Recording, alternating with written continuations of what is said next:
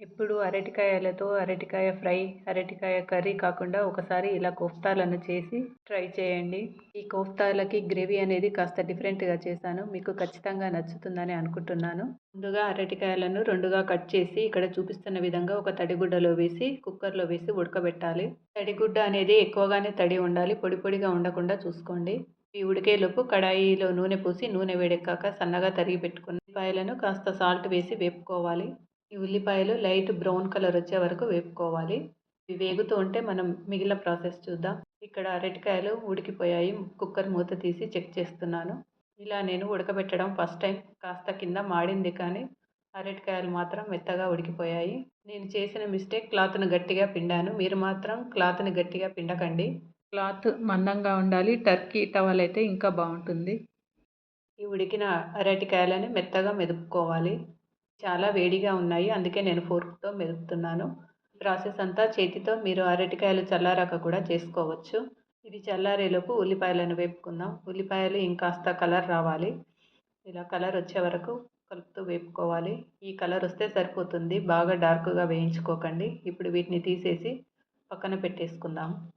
ఇలా నూనె గట్టిగా పిండేసి ఒక ప్లేట్‌లోకి తీసేసుకోవాలి. ఇక్కడ అరటికాయలు కూడా చల్లారిపోయాయి. మీరు తినే కారాన్ని బట్టి కారము, అల్లం, వెల్లుల్లి, పచ్చిమిర్చి పేస్టు, సాల్ట్, ధనియాల పొడి, కొద్దిగా గరం మసాలా, కొద్దిగా జీలకర్ర పొడి, ఒక టేబుల్ స్పూన్ శనగపిండి, సన్నగా తరిగిన కొత్తిమీర, కొద్దిగా పసుపు ఇవన్నీ వేసి చేతితో అంతా కలిసేలాగా ఒకసారి కలుపుకోవాలి.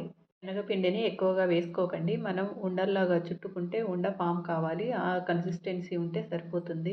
ఇలా అన్ని బాల్స్ లాగా చేసుకొని రెడీ చేసి పక్కన పెట్టుకోవాలి. మీకు డీప్ ఫ్రై కావాలంటే నూనెలో డీప్ ఫ్రై చేసుకోవచ్చు.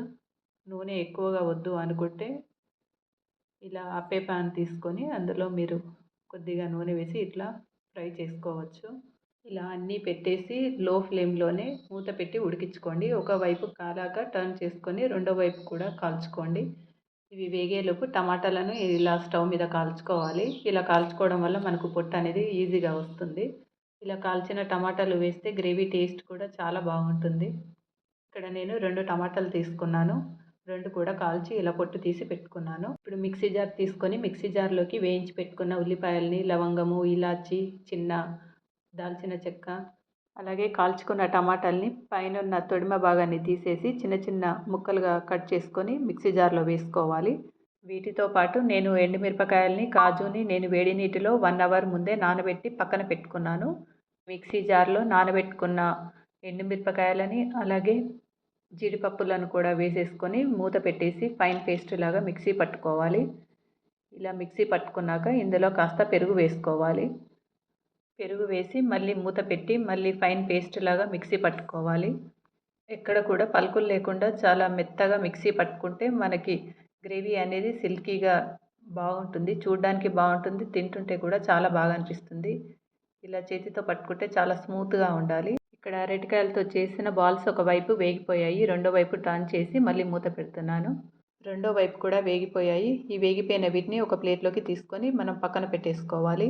వీటిని ఇలాగే పిల్లలకి ఈవినింగ్ స్నాక్స్‌లాగా కెచప్‌తో సర్వ్ చేయొచ్చు. చాలా హెల్తీ అయిన స్నాక్ కూడా.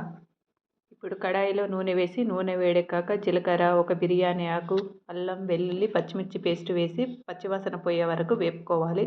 ఇవి కాస్త వేగాక ఇందులో పసుపు వేసి గ్రైండ్ చేసి పెట్టుకున్న టమాటా పేస్ట్‌ను కూడా మొత్తం వేసేసి అడుగు మాడకుండా నూనెలో ఈ పేస్ట్‌ను కూడా వేపుకోవాలి. ఇలా కలుపుతూ వేపుకోండి. అడుగు అనేది మాడకుండా ఆపకుండా కలుపుతూ వేయించుకోండి. ఇక్కడ నేను మిక్సీ జార్‌లో వాటర్ పోసి మిక్సీ జార్‌కున్న గ్రేవీ అంతా కూడా ఇందులో వేసేసాను. గ్రేవీ అనేది కాస్త పలచగానే చేసుకోండి. మనకు ఉడికాక దగ్గర పడి చిక్కగా అవుతుంది. ఇందులో నేను కొద్దిగా గరం మసాలా, కొద్దిగా సాల్ట్ వేసి మళ్ళీ నీళ్లు పోసి కాస్త పలచగా చేసుకుంటున్నాను. నీళ్లు పోసాక మళ్ళీ ఒకసారి అంతా బాగా కలిపేసుకొని నూనె పైకి తేలే వరకు మూత పెట్టి ఉడికించుకోవాలి. మీకు ఈ ప్రాసెస్ అనేది చాలా పెద్దగా అనిపిస్తుంది కానీ టేస్ట్ మాత్రం చాలా బాగుంటుంది. తప్పకుండా ట్రై చేయండి. ఇక్కడ ఈ గ్రేవీ అనేది నూనెలో మంచిగా ఉడికి నూనె పైకి తేలింది.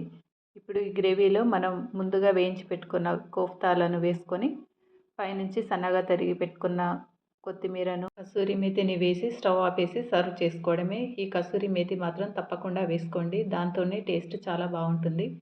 వేడి వేడి రైస్లోకి, చపాతీలోకి, బగారాలోకి దేంట్లోకైనా కూడా ఇది బాగుంటుంది. ఈ వీడియో నచ్చిందని అనుకుంటున్నాను.